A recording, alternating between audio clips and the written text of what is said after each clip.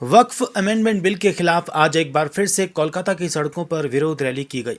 कोलकाता के रानी रासमणी एवेन्यू में बृहस्पतिवार को जमीयत उलेमा हिंद की ओर से एक विशाल विरोध रैली का आयोजन किया गया, जिसमें अनुमानित तौर पर 50,000 के करीब लोग जमा हुए। पश्चिम बंगाल सरकार के मंत्री और जमीयत उलेमा हिंद के बंगाल अध्यक्ष मौलाना सिद्दीकुल्लाह चौधरी इस विरोध सभा के मुख्य वक्ता थे।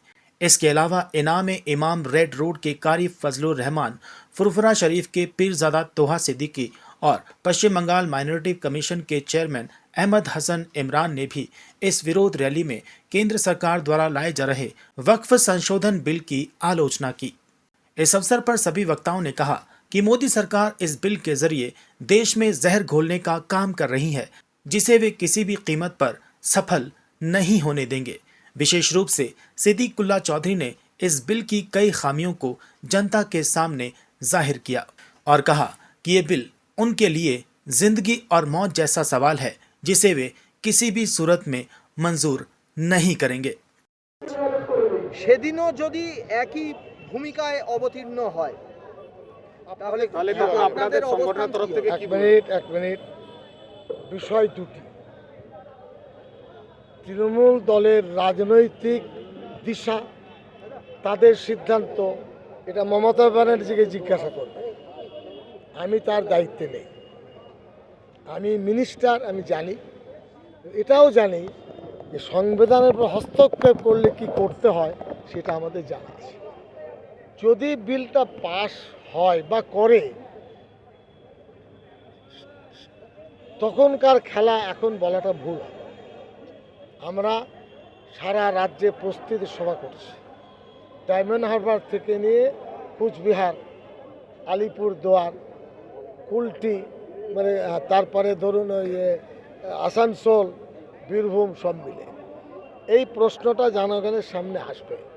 ব্যাপারটা তো আমার ব্যক্তির নয়। বিজেপি দলের অধিকার নেই যে ওয়াকফ বিল নিয়ে পার্লামেন্টে তারা কোনো সংশোধনী আনুক। আপনি তো রাজ্যের মন্ত্রী, আমি বলে দিচ্ছি, ভালো করে শুনুন।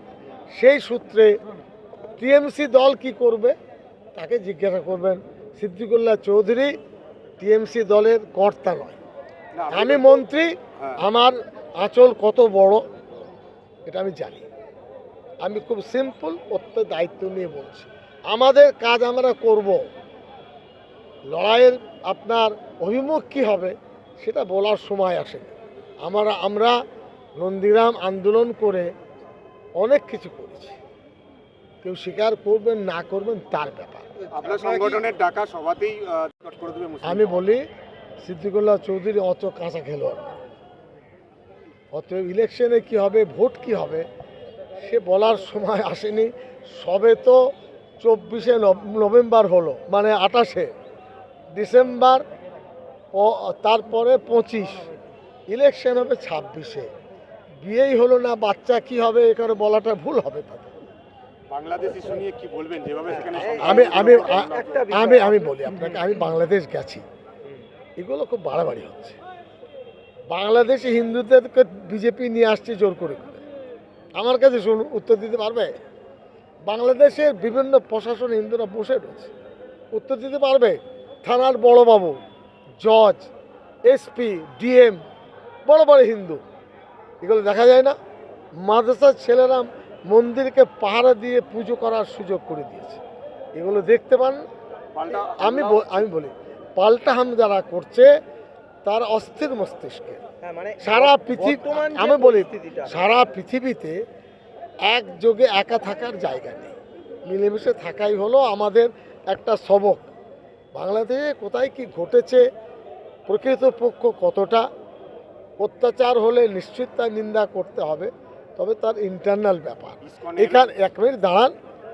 এখানে যখন বাবরি মসজিদের বিষয়ে বাংলাদেশ মুখ খুলেছিল, তখন মোদিজি বলেছিলেন এটা আমাদের অভ্যন্তরীণ ব্যাপার। ইউনূস সাহেবও ভালো উত্তর দিয়েছেন, এটা আমাদের অভ্যন্তরীণ ব্যাপার, এটা সারা সারা লড়াই ব্যাপার, এখানে আমাদের যোগ দিচ্ছেন কেন? ইসকনের যে সন্ন্যাসীকে একজনকে অ্যারেস্ট করা হয়েছে, সে যদি অপরাধী, ইমাম যদি অপরাধ করে অপরাধী, সন্ন্যাসী দেখছেন কেন? ভালো সন্ন্যাসী অপরাধ করবে? সিদ্দিকুল্লাহ চৌধুরী 40 বছর কাজ করছে, সবার সামনে বলছি। কটা থানায় কেস দেখেছেন? হাতে পাঁচন দেখেছেন, ভালোবাসা দেখেছেন। ভালোবাসার জন্য অন্য সংগঠন এত ভালো সভা করতে পারবে না। এটা আমার বক্তব্য, ভালো মন্দ মানুষ আছেন, অপরাধ। এটা হিন্দুর ধর্মে নেই, সেটা এখানকার হিন্দুর অপরাধ করে না কেন আমি জিজ্ঞেস করছি। তারা বোঝেন, আমরাও বুঝি, ওখানে অনেক মানুষ আছেন বুঝবান। ইন্টারনাল ব্যাপারটা ওইভাবে এনে গোলমাল পাকানোর চেষ্টা করছে। আসল হিন্দু মানে মুডটাকে তৈরি করতে চাচ্ছে, এটা ভুল হবে। সেদেশে ইসকনকে নিষিদ্ধ করার একটা দাবি উঠেছে। আমি এটা আমার দিদি দাদা, হিন্দু জাগরণ মঞ্চ আজকে শহরে শহরে মিছিল করছে, বিরোধী দলনেতা সেটার ফ্রন্টে আছে। বিরোধী দলনেতা আমাদের টিএমসিতে ছিলেন, ওর বাবা যখন হলদিয়ায় ঢুকতে পারছিলেন না, তাকে বলুন সিদ্দিকুল্লাহ সাহেব জানতে চাইছেন, সিপিএমরা মানে কাটানি দাঁড়িয়েছিল, সিদ্দিকুল্লাহ চৌধুরী পায়ে 12 কিলোমিটার হেঁটে হেঁটে পরিবেশ তৈরি করেছে, তবে হলদিয়ায় যেতে পেরেছে। কে কত মর্দ মানুষ আমাদের জানা আছে। মিডিয়ার সামনে ফুর্তি করে বক্তব্য রাখা সহজ, বুঝলেন, ময়দান থেকে চলে যাওয়া সহজ, টিকে থাকা কঠিন। বলছে জাগরণ বাংলায় নেই, কলকাতার হিন্দুরা অনেক জাগরণ জানেন। বলছে ভাড়াটে করা জাগরণ কিছু হবে না। সে যদি অপরাধী ইমাম যদি অপরাধ করে অপরাধী, সন্ন্যাসী দেখছেন কেন? ভালো সন্ন্যাসী অপরাধ করবে? সিদ্দিকুল্লাহ চৌধুরী 40 বছর কাজ করছে, সবার সামনে বলছি, কটা থানায় কেস দেখেছেন, হাতে পাঁচন দেখেছেন, ভালোবাসা দেখেছেন। ভালোবাসার জন্য অন্য সংগঠন এত ভালো সভা করতে পারবে না। এটা আমার বক্তব্য, ভালো মন্দ মানুষ আছেন, অপরাধ। এটা হিন্দুর ধর্মে নেই, সেটা এখানকার হিন্দুর অপরাধ করে না কেন আমি জিজ্ঞেস করছি। তারা বোঝেন, আমরাও বুঝি, ওখানে অনেক মানুষ আছেন বুঝবান। ইন্টারনাল ব্যাপারটা ওইভাবে এনে গোলমাল পাকানোর চেষ্টা করছে। আসল হিন্দু মানে মুডটাকে তৈরি করতে চাচ্ছে, এটা ভুল হবে। সেদেশে ইসকনকে নিষিদ্ধ করার একটা দাবি উঠেছে। আমি এটা আমার অতিথি, এমন আমরা কি মাইক কেড়ে নেব? এটা তো সমীচীন নয়। আমরা 3 পাতার 4 পাতার যে হ্যান্ডবিল দিয়েছি, মানে প্রস্তাবনা, আপনারা সেটা পড়ে দেখুন। আমাদের মুখ থেকে বেফাস কথা শোনেননি, কে বলেছেন তাকে ধরুন। তার দায়িত্ব, সিদ্দিকুল্লাহর দায়িত্ব আকাশ পাতালের। 400 শাখা সংগঠন আছে, 1000 মাদ্রাসা আছে, 25,000 থেকে 30,000 গ্রামে আমাদের মানুষ আছে। কলকাতায় শাসক দল বাদ দিয়ে এত বড় সভা করার ক্ষমতা কারণ নেই। অতএব তার উত্তর আমি দেবো কেন? তারা তাদের চেষ্টা যখন এই বিলটা পার্লামেন্টে পেশ হবে, তখন অতীতে দেখা গেছে তৃণমূল কংগ্রেসের অনেক এমপি অনেক বিল পাস করার ক্ষেত্রে ওয়াকআউট করে।